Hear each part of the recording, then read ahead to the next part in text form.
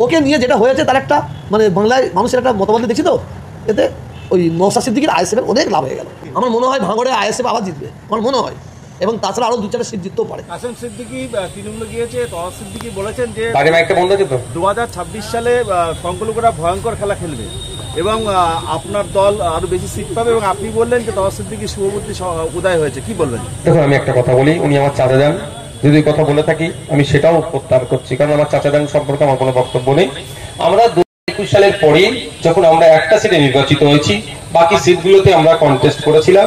যেভাবে আমাদেরকে মিসগাইড করা, মিসলিড করেছিল মানে মিডিয়ার একটা অংশের মাধ্যমে তৃণমূল কংগ্রেস আর বিজেপি, আমার বড় ভাইজান একটা কথা আমাকে বলেছিল যে তুই টিকে থাক, পিছনে তাকাতে হবে না। আর আজকে আমাদের একদিকে বিশ্ববিদ্যা আছে, একদিকে তাপসদা আছে, একদিকে শামসুর স্যার আছে, একদিকে আমাদের কুতুব ভাইরা আছে। আমরা সারা রাজ্যে এই ধরনের পারসেপশন তৈরি করতে সক্ষম হয়েছি, মাঠে ময়দানে লড়াই করেছি। দলিত, আদিবাসী, মুসলমানের কথা বিধানসভার মধ্যে, বিধানসভার বাইরে, চা বাগান থেকে শুরু করে জমি ভাঙন এবং ক্ষুদ্র শিল্প থেকে শুরু করে দর্জি শ্রমিক, জরি শ্রমিক, সবার কথাই আমরা বিধানসভার মধ্যে, বিধানসভার বাইরে চর্চা করছি। ফলে সেই শ্রেণীর মানুষ নিশ্চিতভাবে বুঝতে পারছে যে তাদের হয়ে অ্যাকচুয়াল সত্যিকারের লড়াইটা কে করছে। 2026 সালে এই বিজেপি তৃণমূলের বাইনারি আর চলবে না। শুধু সংখ্যালঘু নয়, পশ্চিমবাংলার সংখ্যাগুরু সমাজের মানুষও আইএসএফ এর সাথ দিয়েছে। 2026 সালে ব্যাপক রেজাল্ট আইএসএফ করবে। আইএসএফ এর ছেলেদের জেলে তুলছে, কি বলবেন? দেখুন, আমাদের একের পর একটা ছেলেদের অ্যারেস্ট করছে, তুলে নিয়ে যাচ্ছে। অল ইন্ডিয়া মুসলিম পার্সোনাল ল বোর্ডকে আমরা এই বিষয়ে জানিয়েছিলাম। দুর্ভাগ্য, অল ইন্ডিয়া মুসলিম পার্সোনাল ল বোর্ড সারা ভারতবর্ষে ওয়াকফ বিরোধী আন্দোলন করলেও, উত্তরপ্রদেশের বিজেপি সরকার যেভাবে দমনপীড়ন করছে তার বিরুদ্ধে কথা বললেও, পশ্চিমবাংলার মমতা ব্যানার্জির পুলিশ যেভাবে আইএসএফ এর ছেলেদেরকে শুধুমাত্র ওয়াকফ আন্দোলনকে আটকানোর জন্য যেভাবে অ্যারেস্ট করছে, অনৈতিকভাবে মিথ্যা কেস দিয়ে আটকানোর চেষ্টা করছে, এর বিরুদ্ধে একটাও শব্দ খরচ করছে না। আমি এটা দুঃখের সাথে বললাম। তবে ওয়াকফ বোর্ড, এই অল ইন্ডিয়া মুসলিম পার্সোনাল ল বোর্ড কি বলবে না বলবে, কতটা বলবে না বলবে, তার জন্য আন্দোলন আমরা বন্ধ করব না। আজকে পশ্চিমবাংলার জমিনে আমাদের দুটো প্রতিবাদ সভা হচ্ছে। একদিকে পীরজাদা আব্বাস সিদ্দিকী আইএসএফ এর প্রতিষ্ঠাতা, তিনি করছেন অশোকনগরে এই ওয়াকফ সংশোধনী আইন, কাশ্মীরের পাহেলগাঁওয়ের বর্বরোচিত সন্ত্রাসবাদী হামলার বিরুদ্ধে প্রতিবাদ সভা, আর আমরা হাড়োয়াতে আজকে করছি। এইভাবে আমরা কন্টিনিউ প্রতিবাদ সভা করে যাচ্ছি। কেউ ধমকাবে চমকাবে, ওসব ধমকানি চমকানি আমরা পাত্তা দিচ্ছি না। উনি রাজা, আমরা প্রজা নয়। আমরা ভারতবর্ষের প্রত্যেকটা নাগরিককে আমরা রাজা।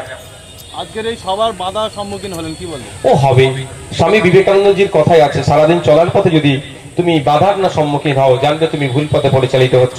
তো স্বামীজির কথাটাকে সামনে রেখে বলছি, যত বাধা বিপত্তির সম্মুখীন হবো, তার মানে আমরা আমাদের কনফিডেন্স বিল্ড আপ হচ্ছে, তা আমরা সঠিক পথে আছি।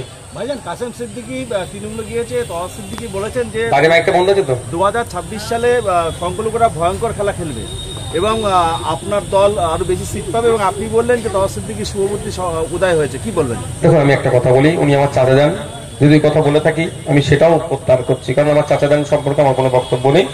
আমরা 2021 সালের পরে যখন আমরা একটা সিটে নির্বাচিত হয়েছি, বাকি সিটগুলোতে আমরা কন্টেস্ট করেছিলাম। যেভাবে আমাদেরকে মিসগাইড করা, মিসলিড করেছিল মানে মিডিয়ার একটা অংশের মাধ্যমে তৃণমূল কংগ্রেস আর বিজেপি, আমার বড় ভাইজান একটা কথা আমাকে বলেছিল যে তুই টিকে থাক, পিছনে তাকাতে হবে না। আর আজকে আমাদের একদিকে বিশ্ববিদ্যা আছে, একদিকে তাপসদা আছে, একদিকে শামসুর স্যার আছে, একদিকে আমাদের কুতুব ভাইরা আছে। আমরা সারা রাজ্যে এই ধরনের পারসেপশন তৈরি করতে সক্ষম হয়েছি, মাঠে ময়দানে লড়াই করেছি। দলিত, আদিবাসী, মুসলমানের কথা বিধানসভার মধ্যে, বিধানসভার বাইরে, চা বাগান থেকে শুরু করে জমি ভাঙন এবং ক্ষুদ্র শিল্প থেকে শুরু করে দর্জি শ্রমিক, জরি শ্রমিক, সবার কথাই আমরা বিধানসভার মধ্যে, বিধানসভার বাইরে চর্চা করছি। ফলে সেই শ্রেণীর মানুষ নিশ্চিতভাবে বুঝতে পারছে যে তাদের হয়ে অ্যাকচুয়াল সত্যিকারের লড়াইটা কে করছে। 2026 সালে এই বিজেপি তৃণমূলের বাইনারি আর চলবে না। শুধু সংখ্যালঘু নয়, পশ্চিমবাংলার সংখ্যাগুরু সমাজের মানুষও আইএসএফ এর সাথ দিয়েছে। 2026 সালে ব্যাপক রেজাল্ট আইএসএফ করবে। ভাইজান, হাড়োয়ার এমএলএ রবিউল ইসলাম এবং মন্ত্রী সুজিত বসুর বিরুদ্ধে হাড়োয়া জুড়ে দুর্নীতির পোস্টার পড়েছিল, কি বলবেন? দেখুন, ব্যাপারটা হচ্ছে যে প্রশ্ন করুন, যে পোস্টারটা মেরেছে সে কোন জায়গায় আছে? ওদের দলের তো লোক, খোঁজ নিন সে কতটা সাধু। তৃণমূলের টপ টু বটম পর্যন্ত বুকে হাত দিয়ে বলতে পারবে যে উনি দুর্নীতি করেনি। এদের দুজনের কথা ছেড়ে দিলাম, ওদের টপ টু বটম পর্যন্ত মানে চোর মাচায় সোর। বলে সর্ষে দিয়ে ভূত ভাগাতে হবে, প্রচলিত কথা। সর্ষের মধ্যে যদি ভূত জুগাটাকে ভাগাবে কি করে? তো বলছে অমুক চোর, কিন্তু বলছে কেন চোর বলতে হবে, আমি ওই সুযোগটা পাচ্ছি না, বলেই হচ্ছে ব্যাপার। এদের সমূলে উচ্ছেদ করতে হবে গণতান্ত্রিক প্রক্রিয়ায়। না বিধায়ক, না মন্ত্রী, না যে পোস্টার লাগে, যে সব কটা কি আইন গণতান্ত্রিক প্রক্রিয়ায় ভোটের মাধ্যমে আমাদেরকে ব্যাটিং করে বাংলা থেকে বিতাড়িত করতে হবে। মহেশতলা নিয়ে গতদিন আগেই তো আমাদের রাজ্য কমিটি ভিজিট করেছে। ওখানে যে ঘটনা ঘটেছে দুর্ভাগ্যজনক, নিন্দাজনক। ওখানে প্রশাসন সম্পূর্ণরূপে ব্যর্থ হয়েছে। মূল যে হোতা, যার জন্য এই ধরনের ঘটনা ঘটলো, সে তৃণমূলের ঘনিষ্ঠ লোক।